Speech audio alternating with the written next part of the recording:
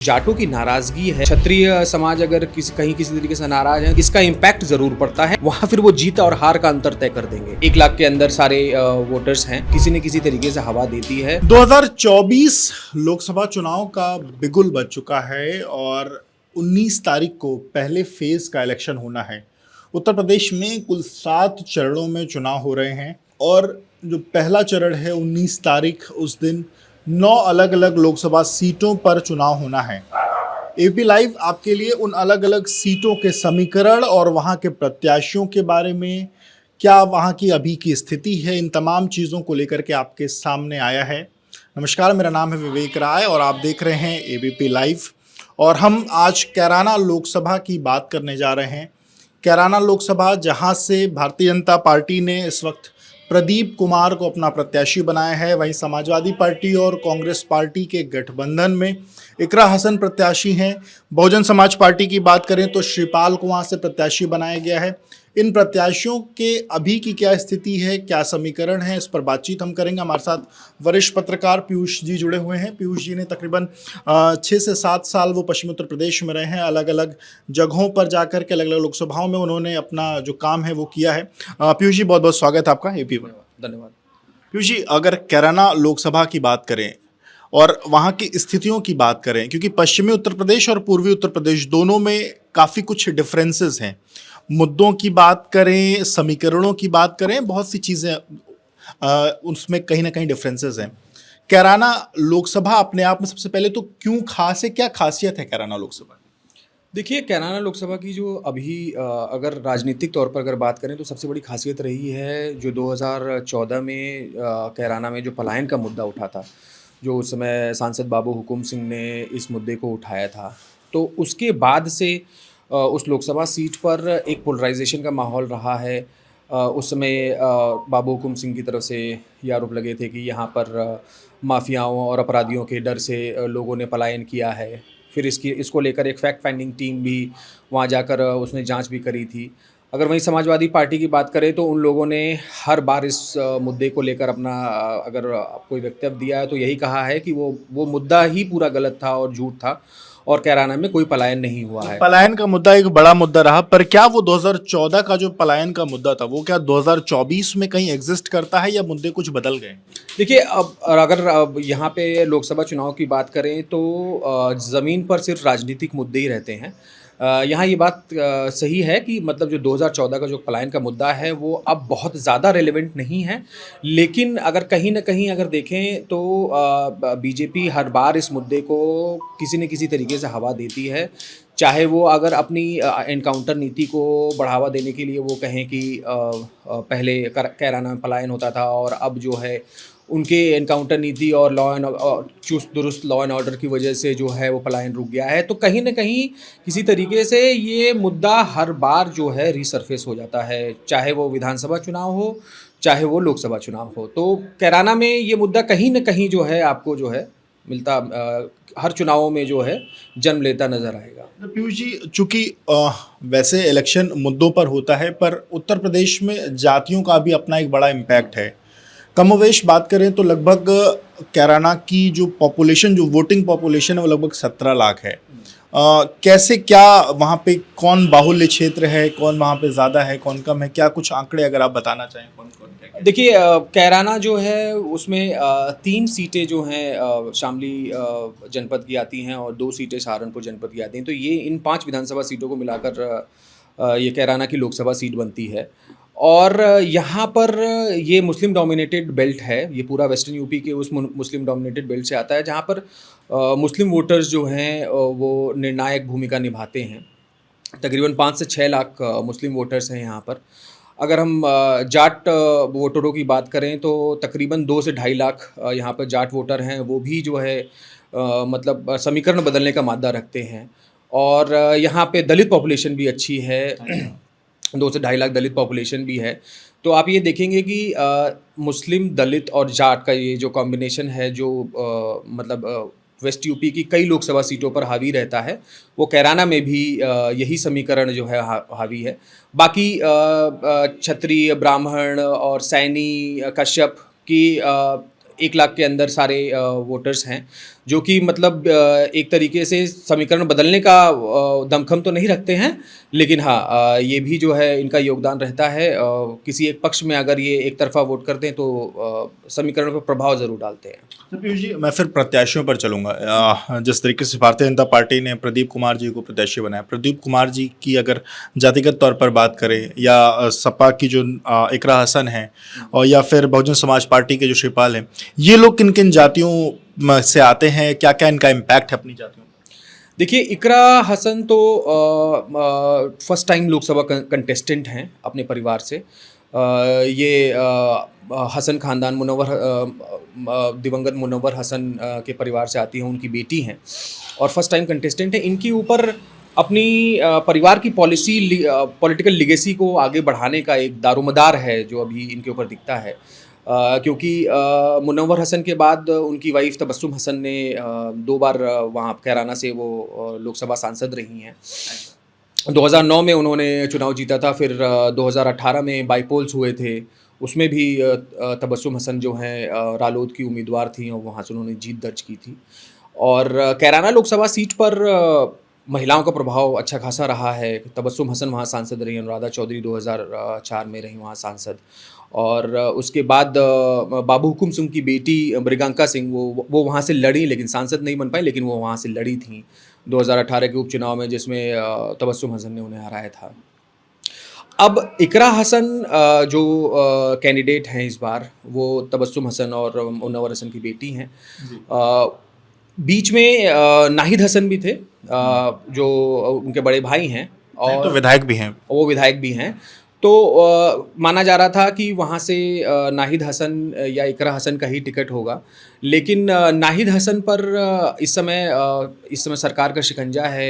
एक दो मामलों में वो जेल भी जा चुके हैं, चुनाव के समय भी वो चुनाव के समय भी। हाँ, तो एक छवि को उनको मतलब धक्का लगा था, नाहिद हसन की छवि को धक्का लगा था। तो ऐसे में जो एसपी और कांग्रेस का गठबंधन है, उन्होंने इकरा हसन पे ही अपना दाव लगाया है। और इकरा हसन के साथ ये है कि वो तो एक तो वो राजनीतिक परिवार से आती हैं और दूसरा वो पढ़ी लिखी हैं, बाहर से उन्होंने पढ़ाई की है और अब जो है अपनी राजनीतिक विरासत को संभाल रही हैं। उनका अगर कैंपेन देखें तो वो बहुत पहले से ही डोर टू डोर कैंपेन अपने क्षेत्र में जा रही हैं, लोगों से मिल रही हैं, समर्थन जुटाने की कोशिश कर रही हैं, क्योंकि वो जानती हैं कि ये चुनाव जो है वो बहुत करीबी चुनाव होने वाला है। 5 से 6 लाख मुस्लिम वोटर्स हैं। सबसे पहला चैलेंज तो एसपी उम्मीदवार इकरा हसन के सामने ये होगा कि वो इस वोट को कंसोलिडेट कर लें, क्योंकि अगर ये वोट कंसोलिडेट कर ले जाती हैं तो 5 से 6 लाख उनका मुस्लिम वोट है। अगर वो इसको कंसोलिडेट कर ले जाती हैं तो थोड़ा सा पलड़ा भारी नज़र आएगा। लेकिन यहाँ पे अगर जाट वोटर्स देखें तो 2 लाख जाट वोटर्स हैं और बाकी अब यहाँ पे बनिया कम्युनिटी अच्छी खासी है जो बीजेपी के पक्ष में वोट करती है। यहाँ पे सैनी है, यहाँ कश्यप है। तो ये क्लोज इलेक्शन इसीलिए है क्योंकि दोनों ही अगर यहाँ पे मुस्लिम पॉपुलेशन ज़्यादा है, तो अगर बाकी जातियों को मिला लेंगे तो बीजेपी भी यहाँ मजबूत है। क्या चीज़ें हैं और उनका क्या समीकरण है, कौन उनके पक्ष में है बीजेपी के जो प्रत्याशी? बीजेपी ने पहले बाबू हुकुम सिंह की बेटी मृगांका सिंह को बढ़ाने का प्रयास किया, लेकिन वो राजनीतिक रूप से सफल नहीं रह पाई और उतनी सक्रिय भी नहीं रह पाई। और फिर अब जो है 2019 में बीजेपी ने प्रदीप चौधरी पर दाव खेला और ये अच्छा जाट चेहरा है वहाँ पे। सिटिंग सांसद भी हैं, सिटिंग सांसद भी है। एंटी इनकम्बेंसी जैसा भी कुछ है वहाँ पे या नहीं? देखिए, अभी एंटी इनकम्बेंसी तो नहीं। जब 2019 में इन्होंने चुनाव जीता था तो उस समय जो है एसपी और बीएसपी का गठबंधन था और एसपी बीएसपी के गठबंधन के बावजूद भी जो है इन्होंने अच्छे खासे 90,000 से ज़्यादा वोटों से जो है यहाँ जीत दर्ज की थी। अब इनके सामने एक चुनौती जो है वो है जाटों की नाराज़गी। जो जाटों की नाराज़गी बीजेपी से है, चाहे वो किसान आंदोलन से जुड़ा हो या बीजेपी की नीतियों से जुड़ा हो या गन्ने के भुगतान से जुड़ा हो, तो ये जो जाटों की नाराज़गी है वो ज़रूर प्रदीप चौधरी को झेलना पड़ रहा है। बीजेपी तो ये बार बार अलग अलग जाट नेताओं को प्रमोट करके जयंत चौधरी को भी अपने पाले में ले आई, तो क्या उसका कोई इम्पैक्ट नहीं पड़ेगा बीजेपी के पक्ष में? देखिए अगर अगर हम वेस्ट यूपी के समीकरण की बात करें तो बगल में ही मुजफ्फरनगर सीट है, जहाँ पर जयंत चौधरी के पिताजी स्वर्गीय अजीत चौधरी जी जो है चुनाव लड़े थे 2019 में और वहाँ से हार भी गए थे। वो चुनाव उस चुनावी मुकाबले के दौरान बीजेपी कैंडिडेट संजीव बालियान ने अजीत चौधरी को काफ़ी मतलब जब पॉलिटिकल वॉर ऑफ वर्ड्स शुरू हुआ तो बहुत सी बातें कह दी थी, जिससे जाट अभी भी नाराज़ थे। अगर उस मुजफ्फरनगर सीट की बात करें तो जाटों की नाराज़गी के कई कारण हैं, उसमें एक ही कारण ये भी है। अब जयंत चौधरी जो हैं वो इस समय बीजेपी के साथ हैं, तो वो जो नाराज़गी का एक जो बड़ा फैक्टर था वो कहीं ना कहीं थोड़ा दब ज़रूर गया है। लेकिन वो अभी भी कुछ मतलब कुछ क्वांटम में वो नाराज़गी बरकरार है, लेकिन इसमें ये भी देखना होगा कि क्या यह नाराज़गी वोट पर इम्पैक्ट, हाँ उनका वोट पे इम्पैक्ट करेगी, या उनका जो वो चेंज करेंगे, अपने प्रत्याशी को चेंज कर देंगे, या फिर वो किसी पार्टी को साइडलाइन कर देंगे। तो मतलब वो ट्रांसलेट हो पाता है, वो जो एंगर है उनमें वो ट्रांसलेट हो पाता है एसपी के पक्ष में या बीजेपी के अगेंस्ट, ये भी देखना बहुत ज़रूरी है। तो अभी थोड़ा कहना जल्दीबाजी होगी कि जाटों से बहुत ज़्यादा घाटा होने वाला है बीजेपी को, लेकिन हाँ कहीं ना कहीं उनको इन सब फैक्टर्स को मैनेज करना होगा। और अगर बसपा के जो प्रत्याशी हैं शिवपाल, उनका क्या राजनीतिक अभी तक का सफर रहा है और क्या इम्पैक्ट पड़ने वाला है उनके आने से? क्या वो किसी का खेला बिगाड़ रहा है? देखिए श्रीपाल सिंह ठाकुर हैं जाति से, और अगर यूपी या इंडिया एज अ होल अगर चुनावों की बात करें तो यहाँ पर मुद्दे हावी नहीं होते, यहाँ जाति ही हावी होती है। और अगर श्रीपाल सिंह की बात करें तो 50 से 60 हज़ार ठाकुर मतदाता हैं। संख्या बल के उसमें तो वो कहीं समीकरण में बहुत ज़्यादा ठेस पहुंचाते हुए तो नज़र नहीं आ रहे हैं, लेकिन हमें ये भी समझना होगा कि बीएसपी के साथ मुस्लिम और दलित वोटर भी रहे हैं। और अगर श्रीपाल सिंह जो है अच्छा चुनाव लड़ते हैं और वो अपना जो ठाकुर वोट है जो कि इस समय गोलबंद हो रहा है बीजेपी के अगेंस्ट, तो अगर वो बीजेपी के अगेंस्ट ठाकुर वोट, ऐसा क्यों? मतलब इसके पीछे क्या कारण? देखिए बहुत से कारण आ रहे हैं। अभी तक उनके दो बड़े बड़े चौपाल हो चुके हैं, एक सहारनपुर, एक मेरठ में। इसकी जो क्षत्रिय महापंचायत हुआ है। और बेसिकली एक जो सबसे बड़ी नाराज़गी उनकी निकल के आई है कि उनका रिप्रेजेंटेशन कम हुआ है या बिल्कुल ख़त्म कर दिया गया है। वेस्ट यूपी में जो है एक बीजेपी की तरफ से जो एक भी ठाकुर या क्षत्रिय उम्मीदवार नहीं दिया गया, तो एक ये सबसे बड़ी नाराज़गी निकल कर आई है। जनरल वीके सिंह थे गाज़ियाबाद में, उनका भी टिकट काट दिया गया है। और ये सब मिलके जो है एक बड़ी नाराज़गी, अब जाट और त्यागी के बाद अब क्षत्रिय भी एक तरीके से बीजेपी के खिलाफ गोलबंद हो रहे हैं। उसमें फिर एक ये चीज़ देखनी होगी कि जो ये गोलबंदी हो रही है क्षत्रियों की, वो बीजेपी को कितना नुकसान पहुंचाती है। क्या ऐसा तो अलग अलग चुनाव में, पिछले चुनाव में हुआ कि कभी ब्राह्मण नाराज है, ये कहीं ना कहीं कुछ तबके द्वारा ये ऐसी चीज़ें फैलाई जाती हैं, पर क्या इसका वोटर इम्पैक्ट हो जाता है? भाई जैसे ब्राह्मणों की नाराज़गी की बात पिछले चुनाव में हुई, पर रिजल्ट क्या वो सबने देखा। क्षत्रियों की नाराज़गी की बात निकल के सामने आ रही, पर क्या वो वोटर या मतलब क्या जो वोटर है क्षत्रिय वोटर, वो क्या बीजेपी से इतर कहीं और जा सकता है? इसका कोई है? देखिए यही सबसे बड़ा सवाल हमेशा रहता है कि एक तो कौन नाराज़ है, ये बहुत इंपॉर्टेंट है। क्षत्रिय नाराज़ है तो क्षत्रिय का संख्या बल क्या है?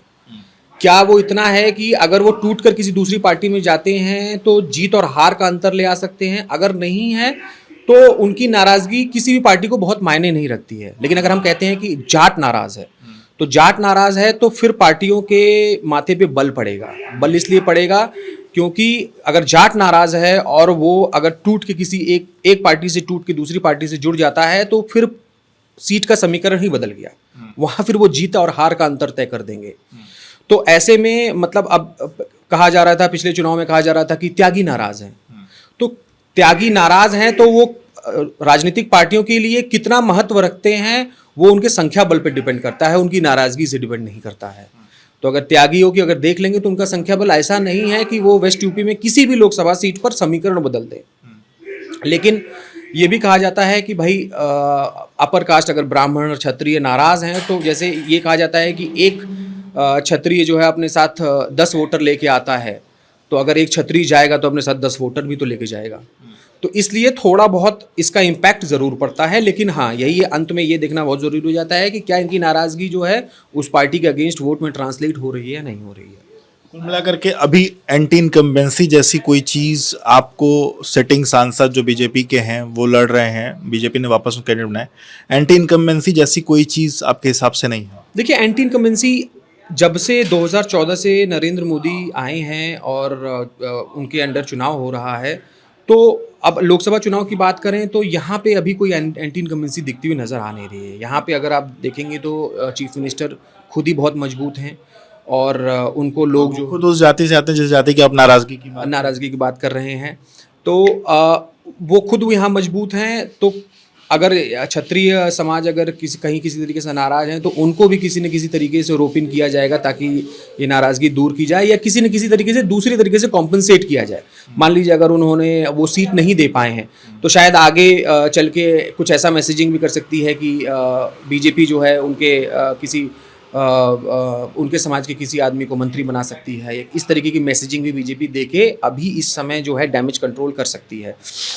अब यहाँ एंटी इनकम्बेंसी की आपने जो सवाल पूछा था, तो एंटी इनकम्बेंसी मुझे यहाँ होता इसलिए नहीं दिख रहा है क्योंकि सब लोग जो है मोदी और योगी के नाम पर वोट ले रहे हैं।